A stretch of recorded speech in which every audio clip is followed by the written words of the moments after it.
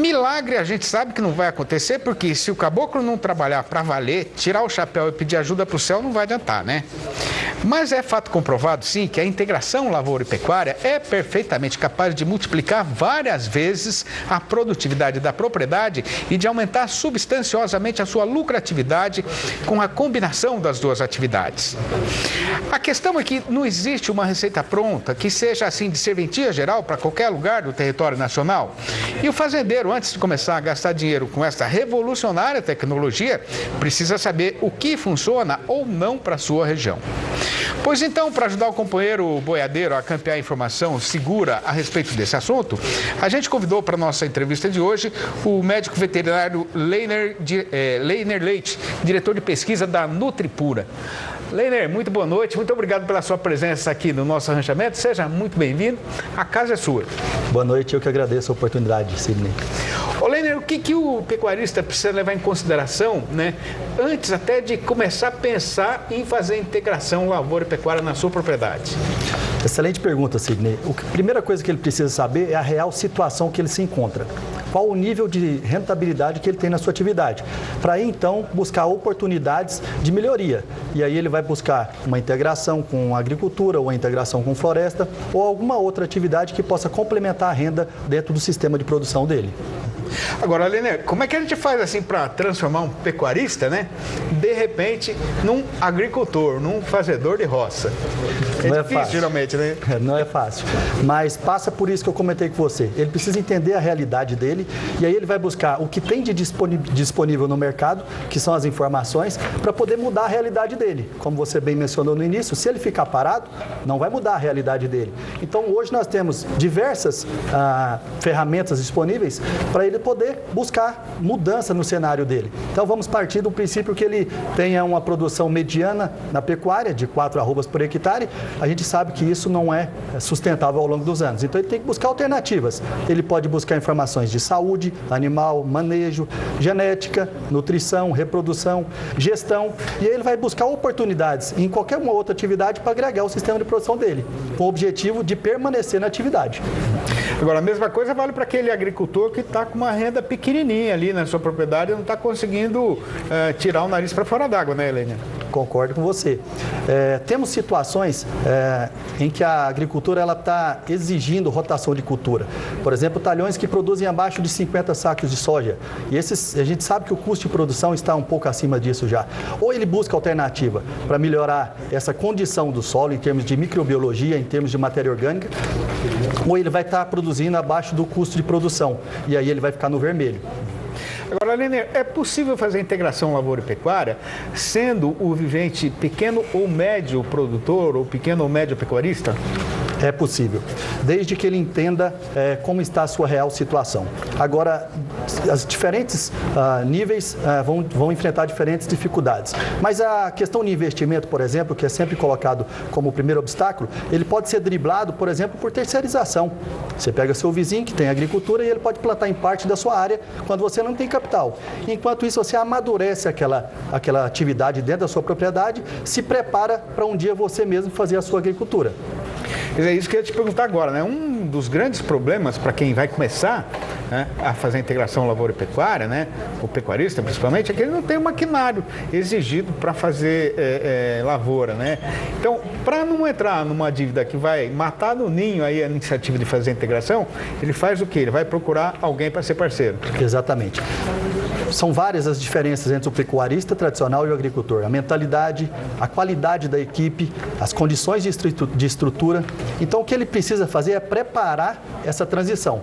Porque se ele continuar produzindo o que a média nacional está produzindo na pecuária tradicional, ele tem alguns caminhos. Um é vender a propriedade, o outro é continuar degradando a propriedade e lá no final ele vai ter que vender a propriedade do mesmo jeito. Ou ele muda a atitude agora e começa a produzir mais e tornar aquela atividade um pouco mais rentável. Ô, Leiner, a gente estava falando no começo que não existe um modelo, né, que seja válido para todo mundo, em todo lugar do Brasil, né? Uma receita de bolo, digamos assim, né? Como é que o pecuarista vai fazer para escolher aquele modelo que vai dar certo ali na propriedade dele? Essa pergunta é muito interessante, Sidney. O Brasil tem dimensões continentais, então desde o Rio Grande do Sul até o Acre são diferentes as condições. O que é preciso é entender a realidade daquela região e a realidade do próprio produtor. E aí ele vai buscar alternativas e oportunidades que estão no mercado. Hoje nós temos informações em cada região sobre o que ele pode agregar dentro do sistema de produção. Então, se ele está fazendo pecuária, ele pode intensificar a própria pecuária e não fazer agricultura nesse primeiro momento. Mas ele também pode entrar com agricultura ou ele pode entrar até com floresta, desde que isso seja uma oportunidade daquela região e que agregue no sistema dele. Mas primeiro ele precisa entender a situação dele e buscar a melhor alternativa, porque ela tem que ser muito bem pensada e tem que vir acompanhada de mudança de postura. Isso é outro problema que o iniciante enfrenta, né? Tem um tanto enorme assim, de culturas que a gente pode usar na integração, né? É soja, é sorgo, é milho, é girassol, enfim. Como escolher cada uma dessas culturas para compor aquele pacote dele ali? Como a gente comentou, não existe a receita de bolo. Então é a particularidade que a gente tem no sistema de produção. Se você tem uma necessidade de melhorar sua matéria orgânica, de mudar, de revitalizar seu solo, aí você vai para alguma gramínea e você vai conseguir esse resultado. Você pode trabalhar com alguma gramínea como o piatã, como a rosisiensis, e aí você vai conseguir alcançar o objetivo que é melhorar a matéria orgânica e revitalizar o solo.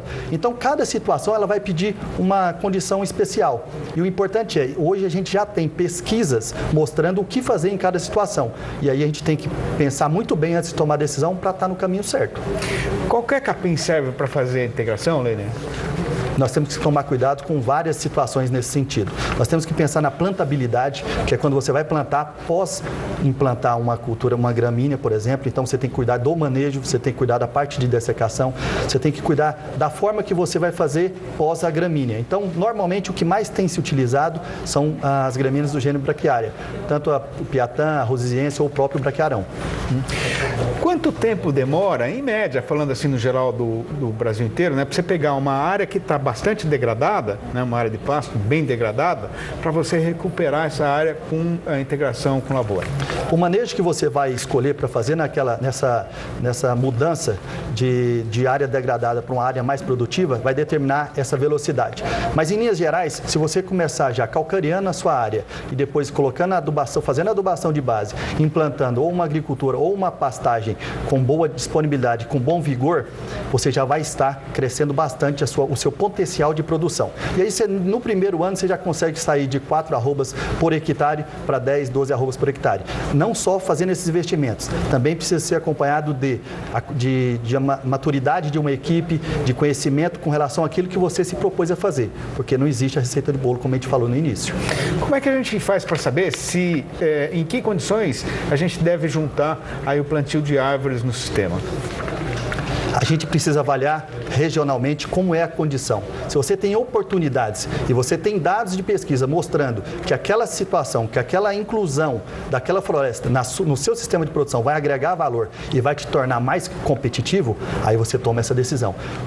O ponto base de tudo é você correr atrás das informações, sacudir a poeira, porque as informações estão disponíveis e a gente não pode ficar esperando elas virem até nós.